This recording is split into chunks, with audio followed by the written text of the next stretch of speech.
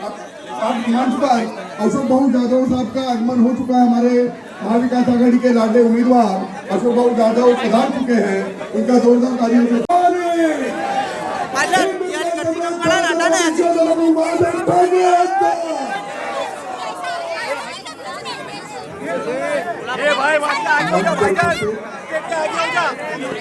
महाविकास आघाड़ी के लाडले उम्मीदवार का समय नहीं लूंगा। मैं आपसे रिक्वेस्ट करूंगा कि इस बार एक भी वोट, देखो हम लोकसभा के चुनाव में अपना लाइसेंस सीख चुके हैं। सिर्फ 47 वोटों से हमें इतनी भरकस कोशिश करने के बावजूद 47 वोटों से है। आप सबसे अनुरोध है बिल्कुल आप लोग ना रहें। एक भी वोट, एक वोट पेश कीजिए, एक भी वोट जाया ना हो। हर एक वोट अशोक भाऊ के बल्ले, हाथ के पंजे पे 2 नंबर के बटन पे गिरे। इसकी जिम्मेदारी यहाँ पे बैठे हुए हर तो सेफ रहोगे। तो देखिए कि आपको फिक्र है कि आपके हुकूमत में हम लोग सेफ नहीं है। बहरहाल मैं बात कहूँ ना, उत्तर प्रदेश के मुख्यमंत्री, इस मुल्क के वजीर आजम की बात नहीं करूंगा, लेकिन जुहू गली की बात करूंगा। मैं जुहू गली की आवाम, हर आवाम, जुहू गली में रहने वाले, गाँव देवी डोंगरी, गिलबर्ट हिल में रहने वाले आवाम, क्योंकि संजय कदम ने जाते जाते एक बात कही थी, क्या अंधेरी पश्चिम में कभी फसाद दंगे हुए? तो आप लोगों ने कहा कि नहीं, अंधेरी पश्चिम में कहीं फसाद दंगे नहीं हुए। तो मैं खाली जुहू गली की आवाम की तरफ से यह कहना चाहूंगा, हमारी सोच क्या है? ना कटने बटने वाली हमारी सोच नहीं है। हमारी सोच यह है काश इस मुल्क में ऐसी फिजा चले, मंदिर जले तो रंज मुसलमानों को भी हो और पामाल न हो पाए कई मस्जिद की आबरू। ये फिक्र मंदिर के निगहबा को बोलो। ये जुहू गली गाँव देवी डोंगरी की सोच है साथियों। हम लोग ये सोच रखते हैं 92-93 के फसादात में भी इस जुहू गली गाँव देवी डोंगरी गिलबर्ट हिल में अक्सरियत अकलियतों की है, मुसलमानों की है। लेकिन एक कोई हिंदू भाई ये नहीं कहेगा कि हमें डराया गया था, कि हमें यहाँ से भागना पड़ा, हमें घर छोड़ना पड़ा। क्योंकि हर मुश्किल के घड़ी में भी हम मोहब्बत से रहे। पूरे हिंदुस्तान से अगर कोई आके देखे जुहू गली डोंगर में अजीब मोहब्बत है। प्रमुख शिवसेना आपको संबोधित करेंगे। मैं उनसे गुजारिश करता हूँ कि वो आए, उनसे पहले एक शेर में खिलाफ फरमाए, न बटेंगे न कटेंगे, न बटेंगे न कटेंगे, एक है और एक ही रहेंगे, एक है और एक ही रहेंगे। महायुति भाजपा के सभी नेताओं को, महायुति भाजपा के सभी भ्रष्टाचार नेता एक है, इसीलिए तो सब सेफ है। हम ना बटेंगे ना कटेंगे, एक है और एक रहेंगे। आपके सामने संबोधित करने आ रहे हैं संजय कदम। 2000 तालियों से उनका स्वागत है। का समस्या होने दो, फेरी वाला का समस्या होने दो, जो कंस्ट्रक्शन में काम करने वाला कंस्ट्रक्शन वर्कर है उसका विभाग में खड़ा रहने वाला नाका नहीं है। हर दिन में 3-3, 4-4 लोगों को मुंबई में मौत हो जाते हैं बिल्डिंग बनाते बनाते। 22,000 करोड़ रुपया उसमें है, उसमें 1 रुपया भी बीजेपी सरकार इसमें खर्चा नहीं कर रहा है।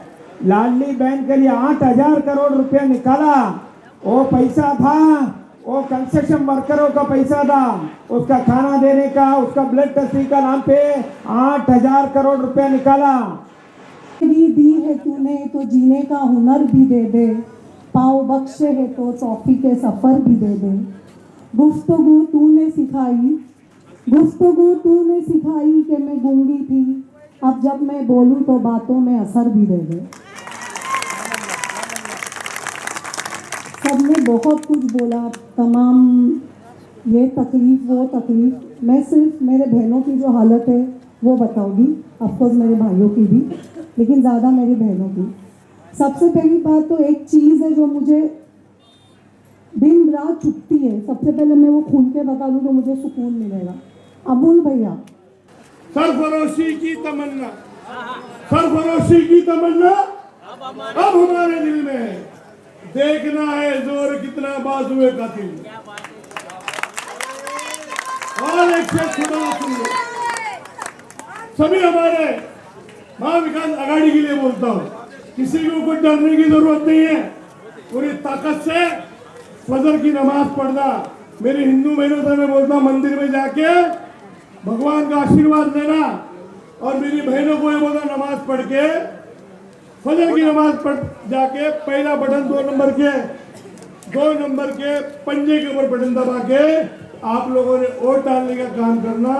एक शेर और सुन लो आप लोग, सभी मंच पे बैठे हैं, सभी नेतागण, सभी साथियों को बोलना चाहता हूँ, सामने बैठी मेरी बहनों को, मेरे भाइयों को, सभी को बोलना चाहता हूँ, फानूस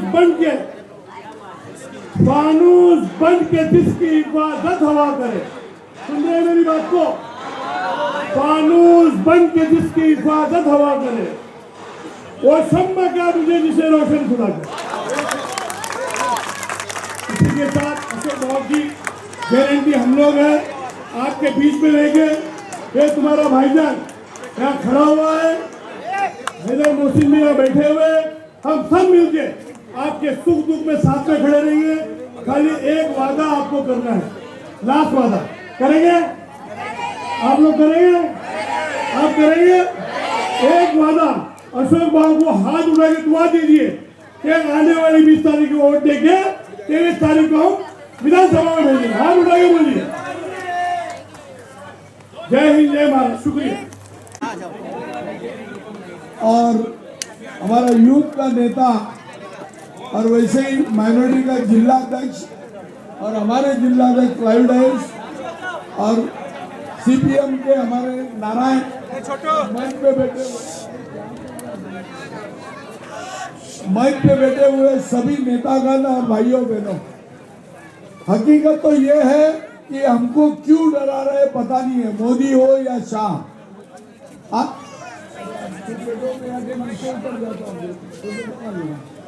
मैं ये बताना चाहता हूं कि 10 साल तक मनमोहन सिंह थे, कौन से हिंदू को तकलीफ थी और कौन से मुसलमान को तकलीफ थी, ये तो बताओ हमको।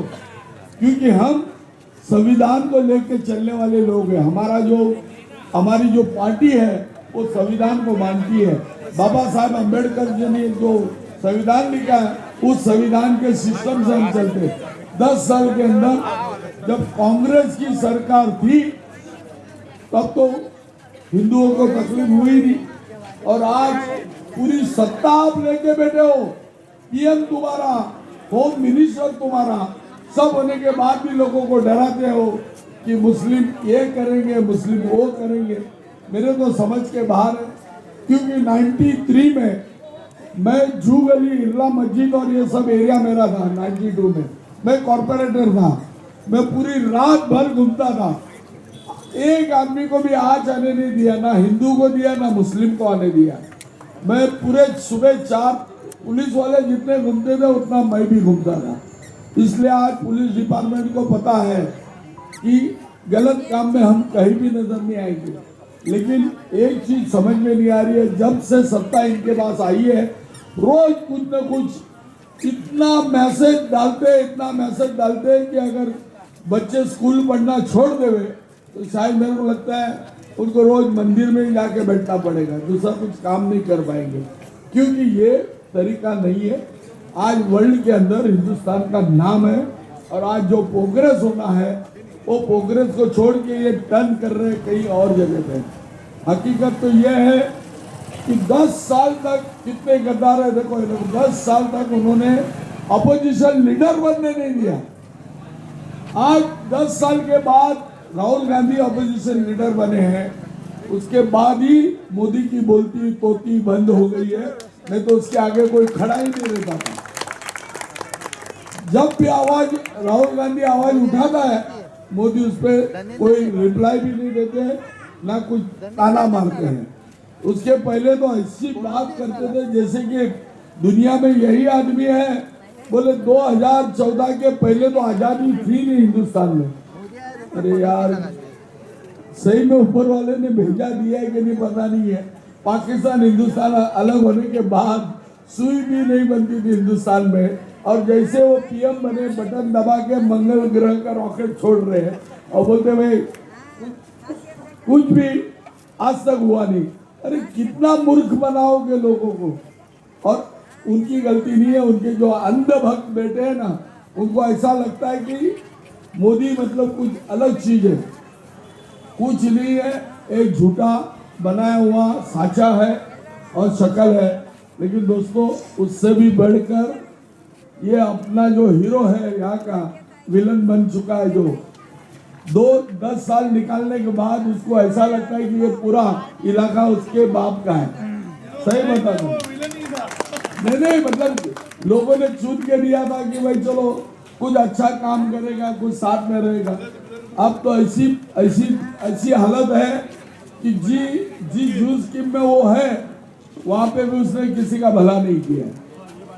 जूस स्कीम की हर बिल्डिंग की नोटिस निकालने के लिए उसके बाद जो कंप्लेंटर है अशोक पंडित, वो सिर्फ तोड़ पानी करता है और ये उसका कॉम्प्रोमाइज करवा के देता है पूरे। अच्छा, एक बिल्डिंग को भी ओसी लेने नहीं दे रहा है। आप मेरे ऑफिस में आओ, मतलब इसकी बैंक में पैसा जमा करो, फिर आगे का काम होगा, तब तक नहीं होगा। और गरीबों की तो हालत इतनी खराब कर दी इसने।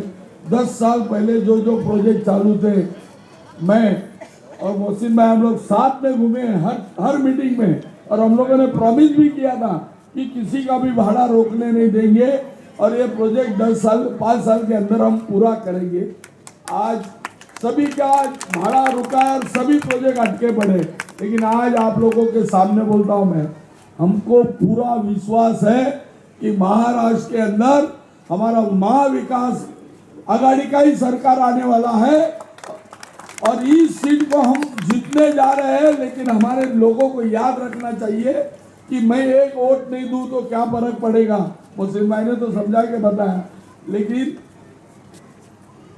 अमूल कीर्तिकर का जब काउंटिंग था, मैं अंदर था, तो वहां डिक्लेरेशन क्या किया है, एक वोट से अमूल कीर्तिकर जीत गया, एक वोट से। और जो पोस्टल बैलेट आए थे उसमें बाद में डिक्लेयर कर दिया 47 वोट से हार गए। ये सब मतलब जीता हुआ इंसान को भी वो काम धंधे में लगा रहे।